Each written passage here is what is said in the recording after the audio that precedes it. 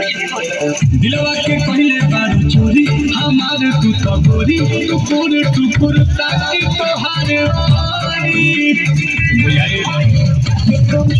lipstick लगाई ले सबके फसिया कराई ले गोरिया के चांद भइलू गोरिया के चांद भइलू काला लाइकन के जान भइलू गोरी लगा कि अब से जान भइलू गोरी लगा कि अब से जान भइलू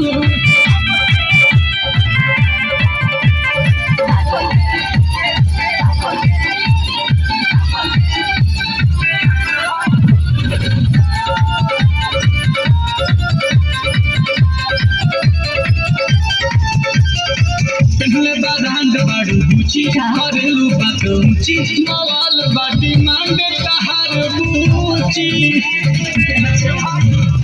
देखिनी हाल के कहल हो करता नील कमल हो